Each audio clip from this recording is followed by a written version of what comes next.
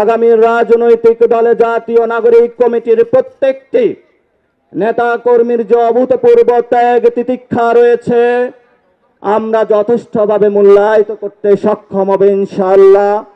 এবং যে সকল আমাদের ভবিষ্যৎ নেতৃবৃন্দ রয়েছেন বিভিন্ন দেশের আনাচে কানাচে, এই জাতীয় নাগরিক কমিটির যারা আমাদের খেটে খাওয়া মানুষ, পাড়ায় মহল্লায় যারা কমিটি গুছিয়েছেন, আপনাদের কাছে আমরা তাদেরকে আমানত রেখে যাচ্ছি।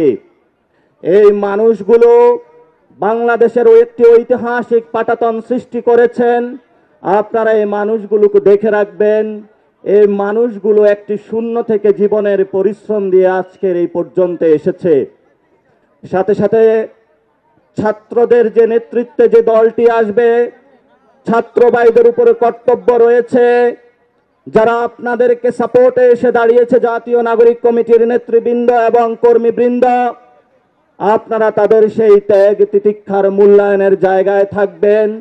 এবং যখন দল সৃষ্টি হবে আমরা যাতে আর কোনো ভেদাভেদ না দেখি, ঐক্যবদ্ধভাবে বৈষম্য বিরোধী ছাত্র আন্দোলন এবং জাতীয় নাগরিক কমিটির যারা রয়েছেন কাঁধে কাঁধ মিলিয়ে আপনারা যুদ্ধ করবেন। এই দাবি রেখেই আজকের এই ঐতিহাসিক মঞ্চে আমি আমার বক্তব্য শেষ করছি। পরিশেষে যারা বাংলাদেশের আনাচে কানাচে থেকে আজকের এখানে উপস্থিত হয়েছেন আপনাদের কাছে কৃতজ্ঞ। ইন্টারন্যাশনাল যে অর্গানাইজেশনগুলো আমাদেরকে এই বিপ্লবে সহযোগিতা করেছিল তাদের কাছে কৃতজ্ঞ। বাংলাদেশের যে সভরেন্টি ফোর্স এই গণ অভ্যুত্থানে সাপোর্ট দিয়েছিল তাদের কাছে কৃতজ্ঞ। বিভিন্ন রাজনৈতিক দল যারা এই গণ অভ্যুত্থানে তাদের ইস্পাত প্রাচীরের ন্যায় দাঁড় করিয়েছিলেন, গণগ্রেপ্তার হয়েছিলেন, তাদের কাছে কৃতজ্ঞ। এবং বাংলাদেশের 18 কোটি মানুষ পুরো বিশ্ববাসীর কাছে আমরা আমাদের পক্ষ থেকে কৃতজ্ঞ জ্ঞাপন করছি।